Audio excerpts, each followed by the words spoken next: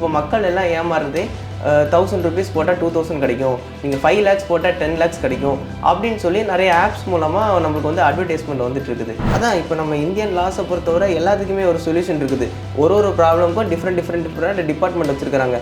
First நம்ம ஒரு ப்ராப்ளமில் மாட்டிட்டோம், some அமௌண்ட்ஸை ஏமாந்துட்டோம்னா நம்ம உடனே ஃபீல் பண்ணி அழுறது மேட்டர் இல்லை. ஸோ கன்சென்ட் அத்தாரிட்டி யார் கன்சென்ட் அத்தாரிட்டின்னு தெரிஞ்சு ஃபஸ்ட்டு அவங்களுக்கு நம்ம கம்ப்ளைண்ட் லான்ச் பண்ணுவோம். நம்ம காலமும் சூழ்நிலைக்கு ஏற்ற மாதிரி சட்டங்களும் மாறி வந்துட்டு இருக்கோம். ஸோ ஒரு பிரச்சனைக்கும் ஒரு தீர்ப்பாயம் வந்து உருவாகிக்கிட்டே வருது. ஸோ நம்ம எந்த பிரச்சனையில் நம்ம மாட்டியிருக்கோம் அப்படிங்கிறத நம்ம தெளிவாக தெரிஞ்சுட்டு ஒன்றுத்துக்கு ஒரு சொல்யூஷன்ஸ் இருக்குது அப்படின்னு சொல்கிறீங்க.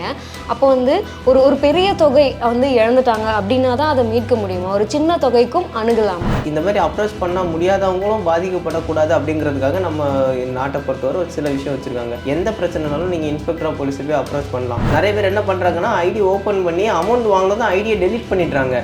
டெலிட் பண்ணிவிட்டு அதோட யூஆர்எல் உங்களால் காப்பி பண்ணி எடுக்க முடியாது. வெல்த் கஃபே நேயர்களுக்கு வணக்கம். ஃபினான்ஸ் ரிலேட்டடாக எக்கச்சக்கமான வீடியோஸ் நம்மளோட சேனலில் பார்த்துட்டு வரோம். ஒரு பக்கம் இன்வெஸ்ட்மெண்ட், சேவிங் இதெல்லாம் தெரிஞ்சு நிறைய சேவ் பண்ணிட்டு வந்தாலும் மற்றொரு பக்கம் ஃபினான்ஸ் அப்படின்னு வரும்போது நம்ம எவ்வளோ கேர்ஃபுல்லாக இருக்க வேண்டியிருக்கு. ஒரு வேளை அப்படி கேர்ஃபுல்லாக இருந்துமே ஏதோ ஒரு இழப்பீடை நம்ம சந்திக்கிறோம் அப்படின்னா அதுக்கு சட்ட ரீதியாக என்னென்ன சொல்யூஷன்ஸ்லாம் இருக்குது, இதை பற்றி ரொம்பவே விளக்கமாக கேட்டு தெரிஞ்சுக்கிறதுக்காக இன்னைக்கு ராம் கோகுல் அட்வொகேட்ஸ் அண்ட் அசோசியேஷனோட ஃபவுண்டர் GM கோகுல் ராம் அவர்களை ஷோக்கு இன்வைட் பண்ணியிருக்கோம். வணக்கம் கோகுல். வணக்கம் மேம். எப்படி இருக்கீங்க? நல்லா இருக்கிறோம் மேம். கோகுல், நம்ம இன்ட்ரடக்ஷனில் பார்த்த மாதிரி ஃபினான்ஸ் அப்படின்னு வரும்போது நம்ம என்னதான் கேர்ஃபுல்லாக இருந்தாலுமே நிறையவே நம்ம வந்து கேள்விப்படுறோம். இங்கே வந்து இழந்துட்டாங்க அப்படின்னு சொல்லி நிறைய கேள்விப்படுறோம். நிறைய ஸ்கேம்ஸ் எல்லாம் நடக்குது. ஸோ ஃபினான்ஸ் அப்படின்னு வரும்போது எங்கெங்கெல்லாம் இந்த மாதிரியான விஷயங்கள் நடக்குது, மக்கள் என்னென்ன மாதிரியான தவறுகள்லாம் பண்ணுறாங்க? நீங்கள் கேட்டதுக்கு காமனான டேர்ம் இன்வெஸ்ட்மெண்ட். ஒருத்தர் இன்வெஸ்ட் பண்ணி அமௌண்ட்டை ஏமாறாரு அப்படின்னா நிறைய ரீசன் இருக்கலாம். ஆனால் முக்கியமான ரீசன் என்ன அப்படின்னா, ஒரு விஷயத்தை பற்றி தெரியாமல், ஒரு விஷயத்தை பற்றி ஆராய்ச்சி பண்ணாமல் அங்கே இன்வெஸ்ட் பண்ணுறது. பேசிக்காக ஒரு எக்ஸாம்பிள் உங்களுக்கு சொல்லணும் அப்படின்னா, ஒரு அப்பார்ட்மெண்ட் நம்ம புக் பண்ணுறோன்னு வச்சுக்கோங்க. அதுக்கு முன்னாடி நிறைய விஷயம் பார்க்கணும். ஃபார் எக்ஸாம்பிள் லேண்டோட டைட்டில் டாக்குமெண்ட்ஸ்லாம் எடுத்து பார்க்கணும். லேண்டில் எதுனாவது டிஸ்பியூட்ஸ் இருக்குதா, அவங்க லீகல் கரெக்ட் டிஸ்பியூட் எதுனா ஆல்ரெடி பெண்டிங் இருக்குதான்னு. தென் ஒரு பில்டர் வந்து என்டர் ஆகி கன்ஸ்ட்ரக்ட் பண்ணுறாங்க அப்படின்னா பில்டரோட பேக்ரவுண்ட் பார்க்கணும். அவங்க எத்தனை வருஷமாக கட்டிகிட்டு இருக்கிறாங்கன்னு. தென் அதுக்கு அப்ரூவல்ஸ் வாங்கியிருக்காங்களா பார்க்கணும், ரெரா அப்ரூவல்ஸ் வாங்கியிருக்காங்களா பார்க்கணும், CMD அப்ரூவல் இந்த மாதிரி பார்க்க வேண்டிய விஷயங்கள் நிறைய இருக்குது. நம்ம எதுக்குமே நம்ம டைம் ஸ்பெண்ட் பண்ணாமல் காசு இருக்குன்ட்டு டக்குனி போய் புக் பண்ணிட்டோம் அப்படின்னா நிறைய இடங்களில் நிறைய பேர்த்தால் அது பண்ண முடியல. ஓகே, ஒரு ப்ராப்ளமில் மாட்டிட்டோம், மாட்டினதுக்கு அப்புறமாச்சு தென் அதோட அந்த அமௌண்ட் லாஸ் ஆகிடுச்சின்னு நம்மளால் சொல்ல முடியாது. அதை ரெக்கவர் பண்ணுறதுக்கு so many சாய்ஸஸ் இருக்குது. ஆனால் எந்த வேலை போய் நம்ம ரெக்கவர் பண்ணுறோங்கிறத பேஸ் பண்ணி தான் நமக்கு அந்த அமௌண்ட் வந்து 1 monthல ரெக்கவர் ஆகுதா, இல்லை 2 monthல ரெக்கவர் ஆகுதா, இல்லை 2 yearsல ரெக்கவர். Same thing. இன்னொரு பொதுவான எக்ஸாம்பிள் சொல்லணும்னா, இப்போ மக்கள் எல்லாம் ஏமாறுறதே 1000 rupees போட்டால் 2000 கிடைக்கும், நீங்கள் 5 lakhs போட்டால் 10 lakhs கிடைக்கும் அப்படின்னு சொல்லி நிறைய ஆப்ஸ் மூலமாக நம்மளுக்கு வந்து அட்வர்டைஸ்மெண்ட் வந்துட்டு இருக்குது. ஸோ எல்லாமே நம்ம ஃபேக்குன்னு சொல்ல முடியாது. அதுவும் இதே தான். அதோட ஃபஸ்ட்டு நம்ம அதை பற்றி எக்ஸாமின் பண்ணணும். அந்த ஆப் எந்த கம்பெனி வச்சுருக்கிறாங்க, எத்தனை வருஷமாக அந்த கம்பெனி இதாகிட்டு இருக்குது, அவங்க செபியில் இது வாங்கியிருக்கிறாங்களா. ஸோ இந்த மாதிரி நிறைய விஷயங்கள் நம்ம பார்க்கணும். அதை நம்ம டீட்டெயிலாக நம்ம பேசலாம். ஸோ பார்த்ததுக்கு அப்புறமா தான் அவங்க வந்து அதில் வந்து இன்வெஸ்ட் பண்ணணும். இப்போ பார்க்காம இன்வெஸ்ட் பண்ணிட்டாங்கன்னா சம் டேஸில் அந்த ஆப்பே இல்லாமல் போயிடுச்சு. ஸோ இந்த மாதிரி நம்ம எவ்வளோ கேசஸ் ஆக்சுவலாக கேள்விப்படுறோம்ல, ஒரு ஆப்பில் இன்வெஸ்ட் பண்ணுறாங்க, இப்போ நீங்கள் சொன்ன மாதிரி அந்த ஆப்பே இல்லாமல் போகுது. அப்போ வந்து அவங்க எவ்வளோ ஒரு மன ரீதியாக அவங்க எவ்வளோ வந்து பாதிக்கப்படுறாங்க. ஏன்னா இதில் டேரெக்டாக இன்வால்வ் ஆகிருக்கிறது வந்து ஃபினான்ஸ். அப்படி ஒரு வேலை வந்து ஏதோ ஒரு விஷயம் நடக்குது அப்படின்னா அடுத்த கட்டமாக அவங்க என்ன பண்ணணும்? அதான் இப்போ நம்ம இந்தியன் லாஸை பொறுத்தவரை எல்லாத்துக்குமே ஒரு சொல்யூஷன் இருக்குது. ஒரு ப்ராப்ளமுக்கும் டிஃப்ரெண்ட் டிபார்ட்மெண்ட் வச்சுருக்காங்க. ஃபஸ்ட்டு நம்ம ஒரு ப்ராப்ளமில் மாட்டிட்டோம், சம் அமௌண்ட்ஸை ஏமாந்துட்டோம்னா நம்ம உடனே ஃபீல் பண்ணி அழுறது மேட்டர் இல்லை. ஸோ கன்சென்ட் அத்தாரிட்டி யார் கன்சென்ட் அத்தாரிட்டின்னு தெரிஞ்சு ஃபஸ்ட்டு அவங்களுக்கு நம்ம கம்ப்ளைண்ட் லான்ச் பண்ணணும். அதுக்கு தான் அந்த ப்ராசஸ் பண்ணுறப்போலாம் அதோட டாக்குமெண்ட்ஸ்லாம் நம்ம ப்ராப்பராக கலெக்ட் பண்ணி வச்சுக்கணும். ஸோ அதை சுற்றி இது மாதிரி என்னெல்லாம் நடக்குன்னு தெரிஞ்சு வச்சுட்டு அந்த கன்சென்ட் அத்தாரிட்டிக்கு நீங்கள் வந்து கம்ப்ளைண்ட் லான்ச் பண்ணலாம். அவங்க அதுக்கான ஆக்ஷன்ஸ் எடுக்கலங்கும் போது அவங்களோட ஹையர் அஃபீஷியலுக்கு பண்ணலாம். அப்படியும் அவங்களுக்கு ஆக்ஷன் எடுக்கலங்கும் போது கன்சென்ட் கோர்ட்டில் போய் டைரக்ஷன் வாங்கலாம். டைரெக்டாக கோர்ட்லேயே ஃபைல் பண்ணலாம். இந்த மாதிரி உங்களுக்கு கண்டினியூஸாக நிறைய ரெமிடிஸ் இருக்குது. ஸோ இப்போ அந்த ரெமிடிஸ் அப்படிங்கிறதெல்லாம் வந்து நம்ம வந்து ஒரு பணத்தை இழந்துட்டோம் அப்படின்னா அதுக்கு அடுத்த கட்டமான ஸ்டெப்ஸ். இப்போ அதுக்கு முன்னாடி இழக்காமல் இருக்கிறதுக்கு வந்து நீங்கள் வந்து டாக்குமெண்ட்லாம் செக் பண்ணணும், ஒரு ஆப்னா இப்படிலாம் இருக்குன்னு செக் பண்ணணும் அப்படின்னு சொல்கிறோம். பட் இது வந்து நிறைய பேருக்கு இந்த அவேர்னஸ் கூட இல்லை. அதை எப்படி செக் பண்ணணும் அப்படின்னு தெரியல. இப்போ நான் போய் ஒருத்தவங்கள்ட்ட கேட்கணும், ஒரு பில்டர் இருக்காரு என்ன அப்ரோச் பண்ணுறாரு அப்படின்னா என்னென்னலாம் கேட்கணும் ஃபர்ஸ்ட் அவங்க கிட்ட? அதான் இப்போ நீங்கள் ஒரு பில்டர் இருக்கிறாருன்னா பேசிக்காக சொல்லணும்னா ஃபஸ்ட்டு ஒரு லேண்ட் ஓனர் இருப்பாங்க, ஒரு பில்டர் இருப்பாங்க. லேண்ட் ஓனருக்கு வந்து இன்வெஸ்ட்மெண்ட் தேவைப்படும் கட்டுறதுக்காக, பில்டர்கிட்ட காசு இருக்கும். ஸோ 2 பேரும் டைப் ஆகி ஒரு கன்ஸ்ட்ரக்ஷனை ஸ்டார்ட் பண்ணுவாங்க. ஸோ ஸ்டார்ட் பண்ணுறப்போ அவங்க ஒரு ஜாயிண்ட் வெஞ்சர் அக்ரிமெண்ட் போட்டு தான் ஸ்டார்ட் பண்ணுவாங்க. தென் ஒரு பவர் ஆஃப் அட்டர்னி எக்ஸிக்யூட் பண்ணுவாங்க. ஸோ ஜாயிண்ட் வெஞ்சர் அக்ரிமெண்ட்டில் தான் இவங்களுக்கு எவ்வளோ சார், அவங்களுக்கு எவ்வளோ சார், எவ்வளோ நாளில் கன்ஸ்ட்ரக்ட் பண்ணி போகிறாங்க, இது எல்லாமே ஃபுல்லாக டீட்டெயிலாக எக்ஸ்பிளைன் பண்ணியிருப்பாங்க. தென் பவர் ஆஃப் அட்டர்னியில் தான் டீட்டெயிலாக அதுலேயும் இவங்களோட ஷேர் அவங்களோட ஷேர் இவங்க எவ்வளோ சேல் பண்ணிக்கலாம் பண்ணிக்கக்கூடாது. ஸோ இதெல்லாம் முடிஞ்சதுக்கப்புறமா அவங்க போய் அப்ரூவல்ஸ் வாங்குவாங்க. அப்ரூவல்ஸை பேஸ் பண்ணி கன்ஸ்ட்ரக்ஷன் ஸ்டார்ட் ஆகும். ஸோ இந்த டைமில் நம்ம போய் அட்வான்ஸ் பண்ண போகும். ஸோ இப்போது இந்த டாக்குமெண்ட்ஸ் ப்ளஸ் டைட்டில் டாக்குமெண்ட்ஸ் நம்ம கண்டிப்பாக பார்க்கணும். இந்த ப்ராசஸ் முடிஞ்சதும் என்ன பண்ணுவாங்க அப்படின்னா சப்ளிமெண்ட்ரி அக்ரிமெண்ட்னு ஒன்று அவங்களுக்குள்ளே சைன் பண்ணுவாங்க. அதில் தான் எந்த பில்டருக்கு, ஃபார் எக்ஸாம்பிள் இப்போ வந்து 100 அப்பார்ட்மெண்ட் கட்டுற இடத்துல 40 அப்பார்ட்மெண்ட் வந்து ஓனருக்கு, 60 அப்பார்ட்மெண்ட் பில்டருக்கு அப்படின்னா எந்த 40 அப்பார்ட்மெண்ட் ஓனருக்கு, எந்த 60 அப்பார்ட்மெண்ட் பில்டருக்கு அப்படிங்கிறதெல்லாம் அந்த சப்ளிமெண்ட்ரியில் வரும். ஸோ அப்போ இப்போ நம்ம வந்து ஒரு சேல் டீட் போட்டு ஒரு அப்பார்ட்மெண்ட்டை வாங்குகிறோம் அப்படின்னா இந்த டாக்குமெண்ட்ஸ்லாம் நீங்கள் எடுத்து பார்த்தீங்கன்னா தான் இந்த அப்பார்ட்மெண்ட் பில்டரோடதா இல்லை ஓனரோடதா. ஸோ ஓனரோட அப்பார்ட்மெண்ட்டை பில்டர் உங்களுக்கு கொடுத்துட்டாருன்னா அது அந்த சேலே வேஸ்ட்டு. ஸோ இந்த மாதிரி இந்த அதுக்குள்ளே டீப்பாக போயிட்டீங்கன்னா உங்களுக்கு நிறைய இருக்குது. அது கண்டினியூஸாக நம்ம சொல்லிகிட்டே போகலாம். எக்ஸாம்பிளுக்கு நம்ம இப்போ வந்து ஒரு ஹவுஸ் பார்த்தோம். இப்போ இது நம்ம ஆப்ஸில் வந்து நிறைய பணம் இழக்கிறத கேள்விப்படுறோம். இன்னொரு பக்கம் பார்த்தீங்கன்னா தெரியாமல் ஓடிபி வந்து ஷேர் பண்ணிடுறாங்க. எவ்வளோதான் பேங்க் வந்து நம்மளுக்கு சொல்லியிருந்தாலும் உங்கள் ஓடிபி நாங்கள் கேட்கறது இல்லை அப்படின்னு சொல்லியிருந்தாலும் நம்ம கேசஸ் பார்த்துட்டு தான் இருக்கோம் இல்லையா? தெரியாமல் ஓடிபி சொல்லிட்டா இவ்வளோ அமௌண்ட் போயிருச்சு அப்படின்னு சொல்லி பண்ணிட்டு இருக்கோம். இந்த இடத்துல பீப்புள் என்னென்ன மாதிரியான மைண்ட் செட் வச்சுக்கணும், எப்படி அப்ரோச் பண்ணணும்? இந்த விஷயத்துக்கு எப்படின்னா முதல்ல நம்மளுக்கு அரசியலமைப்பு சட்டம், இந்தியா விடுதலை கிடைச்சி அரசியலமைப்பு சட்டம் வந்த காலத்தில் என்ன சொல்லிட்டாங்கன்னா இது வந்து அரசியலமைப்பு சட்டம், இது வந்து பெர்மனண்ட் கிடையாது. காலமும் சூழ்நிலையும் மாற மாற அந்த சட்டமும் திருத்தப்பட்டு வந்துட்டே இருக்கும். சேம் இதை நம்ம இந்த ப்ராப்ளமில் கொண்டு வரணும் அப்படின்னா நம்ம காலமும் சூழ்நிலைக்கு ஏற்ற மாதிரி சட்டங்களும் மாறி மாறி வந்துட்டு இருக்கும். ஸோ ஒரு பிரச்சனைக்கும் ஒரு தீர்ப்பாயம் வந்து உருவாகிக்கிட்டே வருது. ஸோ நம்ம எந்த பிரச்சனையில் நம்ம மாட்டியிருக்கோம் அப்படிங்கிறத நம்ம தெளிவாக தெரிஞ்சுட்டு அதுக்கு எந்த தீர்ப்பாயம் கரெக்டான தீர்ப்பாயம் அப்படிங்கிறது தெரிஞ்சுட்டு நம்ம அப்ரோச் பண்ணோம்னா கண்டிப்பாக ஒரு ஷார்ட் டைம்லேயே நம்மளுக்கு வந்து என்ன ரெமிடியை நம்ம எடுக்க முடியும். இப்போ நீங்கள் சொல்கிறீங்க ஒன்றுத்துக்கும் ஒரு தீர்ப்பாயம் இருக்குது அப்படின்றீங்க. அப்போ ஃபினான்ஸுன்னு வரும்போது என்னென்னலாம் இருக்குது? ஃபினான்ஸுங்கிறது எல்லா இடத்துலையுமே ப்ளே பண்ணுது. ஸோ ஃபினான்ஸே நீங்கள் நிறைய விதமாக எடுக்கலாம். ஒரு சின்ன எக்ஸாம்பிள் சொல்லணும்னா ஒரு வீட்டுக்கு லோன் வாங்குறீங்க, உங்களால் கட்ட முடியலை, 3 மாதம் கட்டலைன்னா உங்களை வந்து நான் பர்ஃபார்மிங் அசெட்னு என்பிஐ டிக்ளேர் பண்ணிடுவாங்க. அடுத்து உங்களால் கட்ட முடியாது. ஸோ இதுக்கப்புறமா அவங்க வந்து அந்த வீடை ஆக்ஷன் விட்றதுக்கான ப்ரொசீடிங் ஸ்டார்ட் பண்ணுறாங்க. பட் அஸ் பர் லா உங்களுக்கு வந்து எனி டைம் உங்ககிட்ட ஒரு அமௌண்ட்டு ஃபுல்லாக கட்ட நீங்கள் ரெடி ஆனீங்கன்னா கட்டி எடுத்துக்கலாங்கிறது. பட் பேங்க் உங்களுக்கு பெர்மிஷன் கொடுக்க மாட்டாங்க. இப்படிங்கும்போது நீங்கள் டெப்ட் ரெக்கவரி ட்ரிபியூனல் போய் அப்ரோச் பண்ணுவீங்க. இது ஒரு அப்பார்ட்மெண்ட் புக் பண்ணுறீங்க, 2 இயர்ஸில் கட்டி தரேன்னு சொல்லி அக்ரிமெண்ட் போட்டிருக்காங்க. பட் 5 இயர்ஸ் ஆகியும் கன்ஸ்ட்ரக்ஷன் முடியலை. அப்போ டிலே அந்த மாதிரி டிலே இருக்கிறப்போ நீங்கள் ரீஃபண்ட் கேட்குறீங்கன்னா ரியல் எஸ்டேட் ரெகுலேட்டரி அத்தாரிட்டி போகிறீங்க.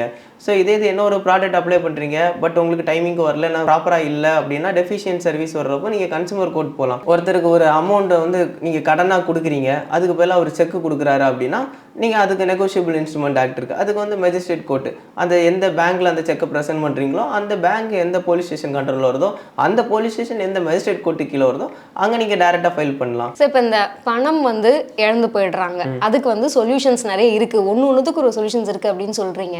அப்போ வந்து ஒரு பெரிய தொகை வந்து இழந்துட்டாங்க அப்படின்னா தான் அதை மீட்க முடியுமா? ஒரு சின்ன தொகைக்கும் அணுகலாமா? என்ன அமௌண்ட்டாக இருந்தாலுமே நம்ம கோர்ட்டை அப்ரோச் பண்ணலாம். ஆனால் கோர்ட்டை பொறுத்தவரை பார்த்தீங்கன்னா ஒரு சர்டன் அமௌண்ட்டுக்கு இந்த கோர்ட்டு, அதுக்கு மேலே போனால் இந்த கோர்ட்டு அப்படின்ட்டு லாஸ் வந்து இருக்குது.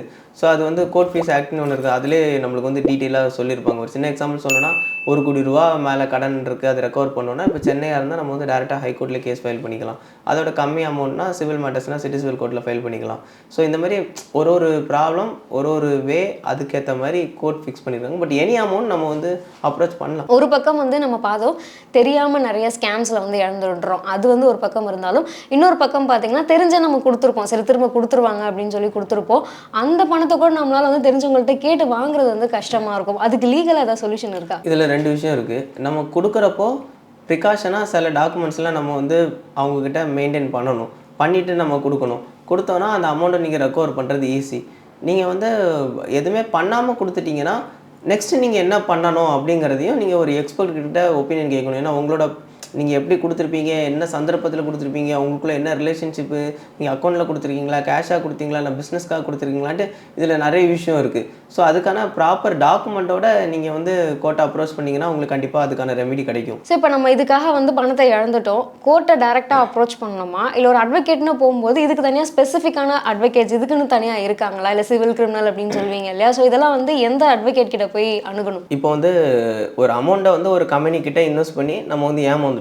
இப்போ ஏமாந்துட்டோம் அப்படின்னா நம்ம வந்து கோர்ட் அப்ரோச் பண்ணணுமா, இல்லைன்னா வந்து போலீஸ் ஸ்டேஷன் அப்ரோச் பண்ணணுமா, இல்லை வேறு யாரையாவது அப்ரோச் பண்ணணுமா அப்படிங்கிறது உங்களுக்கு ஒரு டவுட்டு. இப்போ இதை பொறுத்தவரை ப்ராப்ளம்ஸ் அமௌண்ட்டை இன்வெஸ்ட் பண்ணி ஏமாறுறதுலே ஒரு 1000 கைண்ட்ஸ் ஆஃப் மக்கள் ஏமாந்துட்டு இருக்கிறாங்க. ஒரே கைண்டில் ஏமாறுறது கிடையாது. ஒரு சின்ன எக்ஸாம்பிள் சொன்னால் உங்களுக்கு புரியும். இப்போ நம்ம சிட் ஃபண்ட் பற்றி பார்த்தோம். இப்போ ஒரு கம்பெனி சிட் ஃபண்ட் ஆக்டில் ரெஜிஸ்டர் பண்ணி சிட் ஃபண்ட் நடத்துகிற கம்பெனிகிட்ட ஏமாந்துட்டாங்கன்னா சிட் ஃபண்ட் கோர்ட்டில் போய் நம்ம வந்து கேஸ் ஃபைல் பண்ணுறோம். இது ஒரு கம்பெனி சிட் ஃபண்ட் கான்செப்ட்டுக்குள்ளே வர மாட்டாங்க. Just a company. அவங்க என்ன சொல்லுவாங்க அப்படின்னா, அந்த மாதிரி நீங்கள் ஒரு 5 lakh இன்வெஸ்ட் பண்ணுங்கள், 2 monthsல உங்களுக்கு 10 lakhs வரும், 10 lakh இன்வெஸ்ட் பண்ணுங்கள், 4 monthsல 50 lakhs வரும்னு சொல்லுவாங்க. ஸோ இந்த மாதிரி ஒரு கம்பெனிஸ்ட் கிட்ட போய் நீங்கள் வந்து ஏமாறுறீங்க அப்படின்னா அதுக்கு வந்து நீங்கள் உங்களுக்கு வந்து எக்கனாமிக் அஃபென்ஸ் விங்ன்ட்டு கிண்டியில் இருக்குது போலீஸ் ஸ்டேஷன். அங்கே நீங்கள் போய் கேஸ் ஃபைல் பண்ணலாம். அவங்க ரெகுலர் ஸ்டேஷன் மாதிரியே உங்களுக்கு வந்து எஃப்ஐஆர் ஃபைல் பண்ணுவாங்க, இன்வெஸ்டிகேஷன் பண்ணுவாங்க. அப்புறம் அதை எல்லா இன்வெஸ்டிகேஷன் பண்ண ரிப்போர்ட் எல்லாத்தையும் கொண்டு சார்ஜ் ஷீட் அதோட நேம் அதை கொண்டு டான்பிட் கோர்ட்டுன்னு ஒன்று இருக்குது, அங்கே ஃபைல் பண்ணுவாங்க. ஸோ இந்த மாதிரி என்ன விதமாக ஏமாறுறாங்கிறத பேஸ் பண்ணி தான் அவங்க வந்து எங்கே போகணும் அப்படிங்கிறத நம்ம வந்து டீட்டெயிலிங்காக சொல்ல முடியும். இப்போ நீங்கள் வந்து ஒரு அட்வொகேட்டாக வந்து சொல்கிறீங்க இப்போ என்ன விதமாக ஏமாறாங்களோ அதுக்காக இருக்கணும். பட் ஒரு காமன் மேனாக பப்ளிக்காக வந்து பணத்தை இழந்தோடனே இமீடியட்டாக தோன்றது என் பணம் போயிடுச்சு அப்படிங்கிறது தான். இப்போ நான் இங்கே போகணுமா அங்கே போகணுமா அப்படிங்கிற ஒரு பெரிய கன்ஃபியூஷன் இருக்கும். இதில் இன்னொரு விஷயம் பார்த்தீங்கன்னா, நிறைய பேர் நான் பணத்தை இழந்துட்டேன் அப்படின்னு வெளில வந்து சொல்கிறதுக்கே வந்து ஃபீல் பண்ணுறாங்க, இதனால ஏதாச்சும் ஆகிடுமோ அப்படின்னு சொல்லி. அப்போ இந்த மாதிரி சுச்சுவேஷனை அவங்க எப்படி ஹேண்டில் பண்ணணும்? இதில் 2 விஷயம் இருக்குது. ஃபஸ்ட்டு அவங்களோட டைமை சேவ் பண்ணணும் அப்படின்னா ஃபஸ்ட்டு எக்ஸ்பர்ட்டை அப்ரோச் பண்ணி அவங்ககிட்ட ஒப்பீனியன் வாங்கணும். இப்போ ஒரு அட்வொகேட்டுங்கிற எக்ஸ்பர்ட் அவங்க வந்து அப்ரோச் பண்ணி, பிகாஸ் அவங்க அந்த ஃபீல்டுலேயே இருக்கிறதுனால நான் எக்ஸ்பர்ட்னு சொல்கிறேன், அதே பார்க்குறதுனால கண்டினியூஸாக பார்க்குறதுனால. இப்போ அவங்கள அப்ரோச் பண்ணி எந்த authority is a correct authority அப்படிங்கிறது தெரிஞ்சுட்டு போய் ப்ராப்பராக கம்ப்ளைண்ட் கொடுத்தாங்கன்னா ஷார்ட் டைமில் ஒர்க் முடிஞ்சிடும். ஸோ பட் இந்த மாதிரி அப்ரோச் பண்ண முடியாதவங்களும் பாதிக்கப்படக்கூடாது அப்படிங்கிறதுக்காக நம்ம நாட்டை பொறுத்தவரை ஒரு சில விஷயம் வச்சுருக்காங்க. எந்த பிரச்சனைனாலும் நீங்கள் இன்ஸ்பெக்டர் ஆஃப் போலீஸை போய் அப்ரோச் பண்ணலாம். பவர் இருந்தால் அவங்க பண்ணுவாங்க, பவர் இல்லைன்னா அவங்க வந்து கன்சென்ட் ட்ரான்ஸ்ஃபர் பண்ணுவாங்க, இல்லை ஐடியாஸ் கொடுப்பாங்க. ஸோ இப்போ நீங்கள் என்ன சொல்கிறீங்கன்னா, என்ன பிரச்சனைனாலும் பக்கத்தில் இருக்க லோக்கல் போலீஸ் ஸ்டேஷனில் இன்ஸ்பெக்டர் ஆஃப் போலீஸ் கிட்ட போய் சொல்லுங்கள், அவங்க வந்து உங்களை டைரக்ட் பண்ணுவாங்க அப்படின்னு சொல்கிறீங்க. ஒருவேளை அவங்க வந்து டைரக்ட் பண்ணல, அதுக்கான இதை வந்து கரெக்டாக ப்ராப்பராக ரெஸ்பான்ஸ் பண்ணல அப்படின்னா என்ன பண்ணலாம்? இல்லை, இந்த ப்ராப்ளமை சால்வ் பண்ணுறதுக்கு தான் நம்மளோட அரசியலமைப்பு சட்டம் கொண்டு வர்ற போதே ஒரு முக்கியமான ஒரு விஷயத்தை வந்து வச்சுருக்கிறாங்க. எப்படி அப்படின்னா, இப்போ வந்து இன்ஸ்பெக்டர் அப்ரோச் பண்ணுறீங்க, இன்ஸ்பெக்டருக்கு பவர் இருந்தும் சில விஷயங்கள் பண்ணாமல் இருக்கலாம், பவர் இல்லாமலும் பண்ணாமல் இருக்கலாம். ஸோ இப்போது அவங்க பண்ணலைன்னா நீங்கள் என்ன பண்ணணுன்னு இருக்குல்ல, இதுக்கான சொல்யூஷனை அப்போவே எப்படி வச்சுருக்காங்கன்னா, நம்ம இந்தியாவே 3 ஃபார்ம்ஸ் ஆஃப் கவர்மெண்ட்டாக வச்சுருக்காங்க. Legislature, executive, judiciary. லெஜிஸ்லேச்சருங்கிறவங்க சட்டத்தை இயற்றுறாங்க, எக்ஸிக்யூட்டிவ்ங்கிறவங்க இயற்றப்பட்ட சட்டத்தை நிலுவைக்கு கொண்டு வராங்க, ஜுடிஷியரிங்கிறவங்க இயற்றப்பட்ட சட்டத்தை நிலுவைக்கு கொண்டு வர்றது கரெக்டாக இருக்கா இல்லையாங்கிறது ப்ராப்ளம்க்கு அந்த சட்டத்தை அப்ளை பண்ணுறாங்க. ஸோ இதுதான் நடக்குது. இப்போ போலீஸுங்கிறவங்க வந்து ஒரு எக்ஸிக்யூட்டிவ் கான்செப்டுக்குள்ளே வராங்க. இப்போ எக்ஸிக்யூட்டிவ் பண்ணுற வேலை கரெக்டாக, எக்ஸிக்யூட்டிவ் பண்ண வேண்டிய வேலையை எக்ஸிக்யூட்டிவ் பண்ணாமல் இருக்காங்களா இப்படிங்கிறத செக் பண்ணுறது ஜுடிஷியரியோட வேலை, அதுதான் கோர்ட்டு. ஸோ அப்படிங்கும்போது போலீஸ் வந்து அவங்களுக்குன்னு சில டியூட்டிஸ் அஸ்பர்லாம் வந்துருச்சு, பட் அவங்க பண்ணலை அப்படின்னாலும் நீங்கள் கோர்ட் அப்ரோச் பண்ணலாம், பண்ணுறாங்க பட் தப்பாக பண்ணுறாங்கனாலும் நீங்கள் கோர்ட் அப்ரோச் பண்ணலாம். ஸோ இப்போ நம்ம வந்து என்னென்ன மாதிரியான பண மோசடிகள்லாம் நடக்குது, அதாவது எங்கெங்கெல்லாம் பணத்தை இழக்கிறோம் அப்படின்னு சொல்லி பார்த்துட்டு வரோம். இந்த கடந்த சில வருடங்களாக பார்த்தீங்கன்னா இந்த டிஜிட்டல் டிரான்சாக்ஷன்ஸ் அதிகமாக டிஜிட்டல்லையும் நிறைய வந்து பணத்தை இழந்துட்டு இருக்கோம். அதுவும் குறிப்பாக சொல்லணும்னா யூபிஐ ஸ்கேம்ஸ் அப்படின்னு நிறைய நடக்குது. இந்த மாதிரியான இடத்துல எப்படி சேஃபாக இருக்கணும், ஒருவேளை இழந்துட்டா என்ன பண்ணணும்? அதான் இழந்துட்டீங்கன்னா உடனே நீங்கள் பண்ண வேண்டியது, சைபர் கிரைம் வெப்சைட்டே உங்களுக்கு இருக்குது, online complaint, cyber crime online complaint போட்டிங்கன்னா அந்த போர்ட்டல் உங்களுக்கு ஓப்பன் ஆகிடும். அந்த போர்ட்டலுக்கு போகிறதுக்கு முன்னாடி நீங்கள் வந்து உங்களுக்கு என்ன ப்ராப்ளம் நடந்து அப்படிங்கிறத நீங்கள் ப்ராப்பராக டைப் பண்ணி வச்சுக்கணும். வச்சுட்டு அதுக்கான ஸ்க்ரீன்ஷாட் எல்லாம் எடுத்து வச்சுக்கணும். தென் உங்களோட லிங்க்ஸ் எல்லாம் எடுத்து வச்சுக்கணும். எந்த வெப்சைட்டு எங்கே கொண்டு லிங்க் கொடுத்தீங்களோ எல்லாத்தோட யூபிஐ ஐடி மேலே லிங்க்ஸ் எல்லாமே நீங்கள் எடுத்து ப்ராப்பராக வச்சுட்டு வித் ஸ்க்ரீன்ஷாட்டோட உங்களுக்கு வந்து சைபர் கிரைம் வெப்சைட்டில் நீங்கள் ஆன்லைன் கம்ப்ளைண்ட்டை நீங்கள் போட்டிங்க அப்படின்னா கண்டிப்பாக உங்களுக்கு வந்து சைபர் கிரைம் ஸ்டேஷன்லேருந்து கால் பண்ணுவாங்க. கால் பண்ணி என்கொயரி கூடுவாங்க. என்கொயரி கூட்டுறப்ப நீங்கள் எல்லா டாக்குமெண்ட்ஸையும் பிரிண்ட் அவுட்ஸ் எடுத்துகிட்டு நீங்கள் போய் என்கொயரி அட்டன் பண்ணிங்கன்னா ஃபர்தராக அவங்க என்ன ப்ராசஸோ அதை உங்களுக்கு பண்ணி கொடுப்பாங்க. ஸோ இப்போ டிஜிட்டலாக ஏதாவது வந்து இழப்பு நடக்குது, இப்போ யூபிஎஸ் ஸ்கேம்ஸ் இதெல்லாம் இது பண்ணுறோம் அப்படின்னா சைபர் கிரைம்னு ஒரு வெப்சைட் இருக்குது அப்படின்னு சொன்னீங்க, அதில் பண்ணணும்னு சொல்கிறீங்க. இது வந்து நிறைய பேர் அவராக இருக்க மாட்டாங்களா? அப்போ இதுக்கு வந்து ஆன்லைன் மட்டும்தான் சொல்யூஷனா? இல்லை, இதுக்கு வந்து ஆன்லைன் மட்டும் இல்லை. இப்போ ரீசெண்டாக நம்மளுக்கு ஒரு கிளைண்ட் வந்தாங்க. என்ன அப்படின்னா அவங்களுக்கு ஒரு நல்ல ரெப்புடேஷன் இருக்குது சொசைட்டியில். அவங்க ஒரு இன்ஸ்டாகிராமில் பேஜும் யூஸ் பண்ணிட்டு இருக்கிறாங்க. இன்னொருத்தர் என்ன பண்ணுறாரு அப்படின்னா அவர் போட்டிருந்த எல்லா ஃபோட்டோஸையும் போட்டு அவர் போட்டிருந்த அதே பேரில் ஒரு அண்டர்ஸ்கோர் மட்டும் எக்ஸ்ட்ரா வச்சு இன்னொரு ஐடி ஓப்பன் பண்ணுறாரு.